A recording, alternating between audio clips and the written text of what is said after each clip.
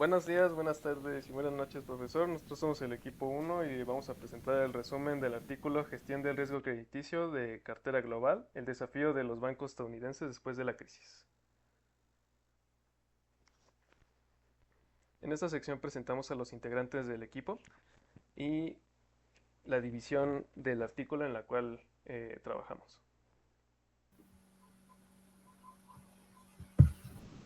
Ok, comencemos. Recordemos que en la crisis financiera del 2008 expuso la necesidad de contar con nuevos métodos para los elementos financieros que impacten en los grupos crediticios, como las principales instituciones bancarias de Estados Unidos, como son Citigroup, Lehman Brothers, JP Morgan, etc. En este artículo se aborda esa problemática, que aunque se tenía el método impuesto por el Comité de Basilea, era muy sencillo y por ende no funcionó bien para prevenir una crisis de esta magnitud. Para abordar esta problemática, se propone una fórmula mejorada que se basa más en los factores de mercado y con pruebas de Monte Carlo. A lo largo de la exposición examinaremos el método, los hallazgos y el impacto de esta táctica, enfatizando su papel para mejorar la coherencia del marco monetario y una mejor distribución de activos. Yo les voy a explicar la metodología. La metodología explicada en el artículo está basada en un modelo de Merton, el cual permite estimar la función de distribución de las pérdidas, donde las pérdidas son definidas como una fracción de los préstamos impagados de una cartera. En ese sentido, el evento de incumplimiento aparece cuando el valor de los activos del prestatario disminuye por debajo de un límite específico. Es así que el valor de los activos del iésimo prestatario puede ser descrito por la siguiente fórmula,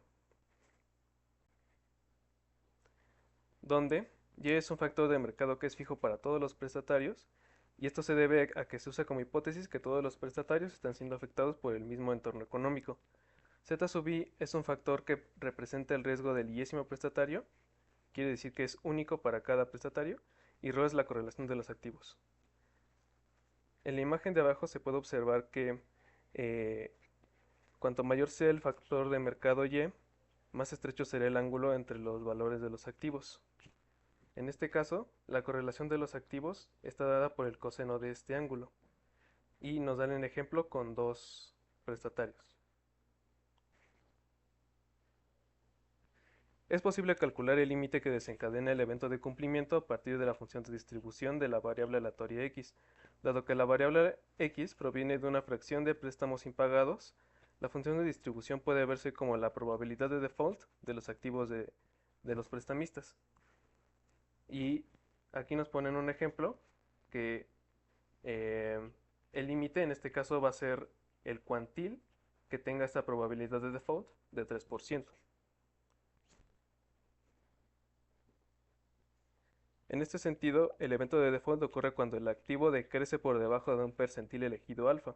Se define la variable aleatoria L sub i de la siguiente manera, como una indicadora, en donde es 1 si ocurre el evento de default y es 0 si no ocurre el evento de default. La probabilidad de default condicionada al activo fijo y está dada por la siguiente expresión, que converge, o bueno, que se expresa como una normal debido a que se utiliza esta transformación, y recordemos que z sub i tiene la hipótesis de que es distribuida normalmente.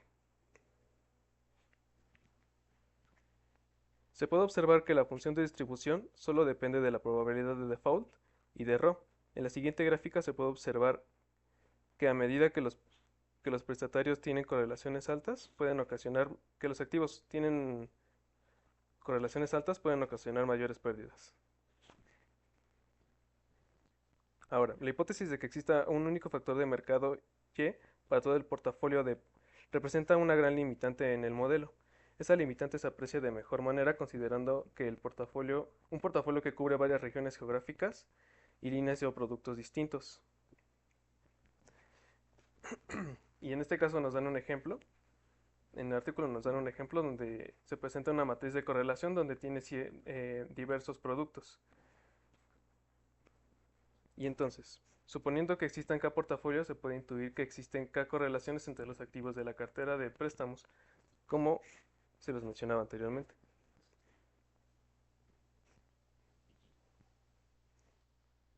En este sentido, el modelo va a cambiar de la siguiente manera. El valor de los activos del y prestatario en el k portafolio donde F factores de mercado están especificados se presenta de la siguiente manera, como está formulada aquí, donde el elemento A sub F, K es un elemento de la matriz A que proviene de la descomposición Cholesky de la matriz de correlaciones R.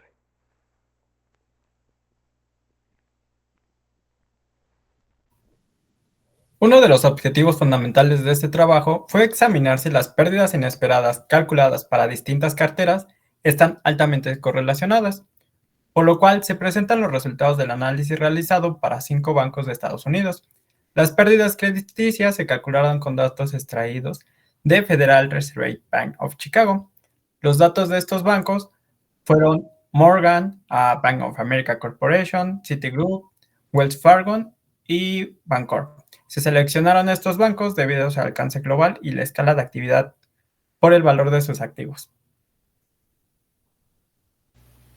Bien, en este gráfico se presentan las series temporales de las tasas de impago extraídas para cada banco y las carteras seleccionadas. Se muestran los valores agregados de todos los bancos. Simboliza la situación en la que todos los bancos se fusionaron. Además, los datos utilizados para el análisis abarcan el periodo comprendido entre el primer trimestre de 2001 y el segundo trimestre de 2017, lo que arroja 66 observaciones. Por lo tanto, se incluyó el periodo de recesión económica de 2008-2009. Siguiente, por favor. Bien, ahora les explicaré un poco cómo fue utilizado el método de simulación Monte Carlo, lo cual consistió de los siguientes pasos.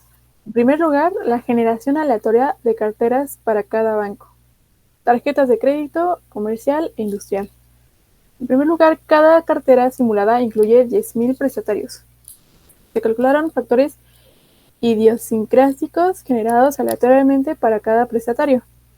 Se generaron factores de mercado aleatoriamente para cada cartera y posteriormente se hizo el cálculo del valor de los activos de cada prestatario.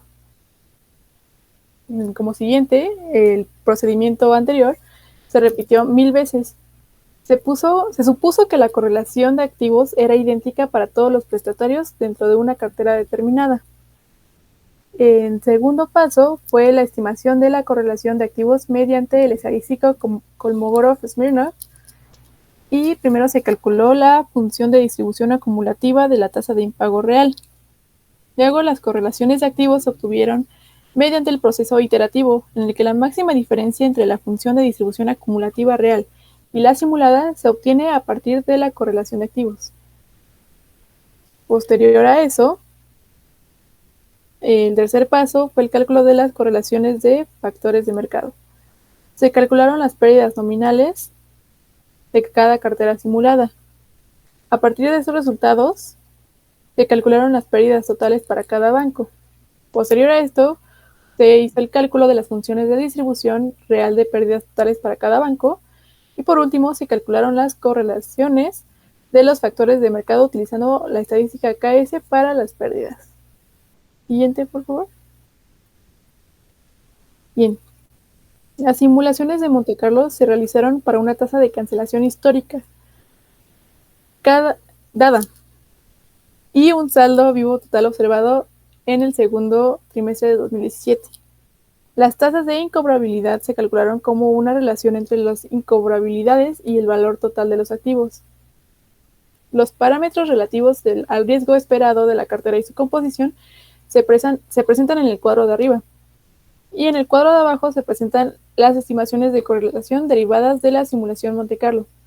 La primera fila incluye correlaciones de activos relevantes para las carteras de tarjetas de crédito. Estas correlaciones parecen ser inferiores a las correlaciones de activos calculadas para los préstamos comerciales e industriales. Siguiente, por favor. Ahora, tomando nuestra última tabla, podemos ver que en la penúltima fila el valor medio fue igual a 5.05. Sin embargo, las estimaciones parecieron ser bastante diversas, oscilando entre 2.38, como podemos ver el caso de Wells Fargo, y el 7.31 en Bank of America.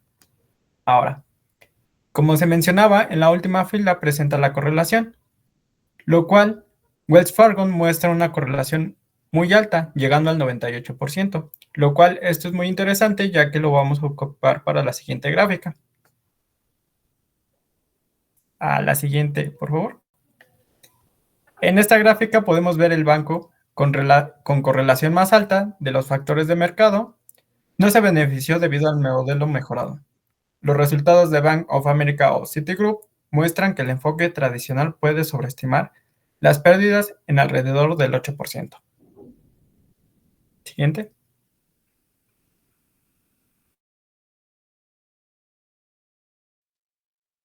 Siguiente, por favor.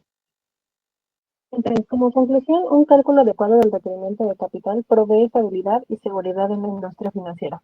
La investigación muestra que ignorar las correlaciones entre factores de mercado puede llevar a sobreestimar las pérdidas inesperadas. Por ejemplo, la práctica tradicional de sumar los VaR de diferentes portafolios solo es una metodología válida para la correlación entre factores que es cercana a uno. Esta aproximación conservadora puede distorsionar los resultados, generando un cálculo de pérdidas inesperadas más alto de lo necesario. Siguiente, por favor. Tomamos como referencia instituciones como JP Morgan y Citigroup, donde las correlaciones entre los factores de mercado son relativamente bajas, observando una distribución de pérdida más estrecha. Por otro lado, en un caso como Wells Fargo, donde la correlación alcanza un 98%, no hubo sobreestimación significativa al usar el enfoque aditivo. Esto demuestra que la correlación puede ser un factor determinante en el cálculo de pérdidas inesperadas. Otro punto relevante es que la correlación entre los portafolios varía considerablemente según el tipo de activo. Por ejemplo, los préstamos comerciales pueden llegar a un 6%, mientras que las tarjetas de crédito suelen rondar entre 1.5%. Este contraste es clave para entender cómo las características del portafolio influyen en la estimación de pérdidas. También es importante mencionar las limitaciones del modelo utilizado, pues, aunque es útil, enfrentar desafíos significativos. Por ejemplo, los macrofactores latentes que afectan los portafolios no son directamente observables, lo que dificulta su interpretación, especialmente en el sector de la banca minorista, donde las causas de incumplimiento suelen ser mucho más complejas. Además, este modelo no captura adecuadamente las pérdidas extremas que pueden ocurrir en periodos de crisis económica, lo que limita su aplicación en escenarios severos. Entonces, la investigación propone que los bancos deberían incorporar una manera más activa en las correlaciones de factor de mercado en su planificación de capital. Esto no solo mejoraría la precisión de las estimaciones de pérdidas inesperadas, sino que también permitiría identificar mejor los riesgos asociados con portafolios globales.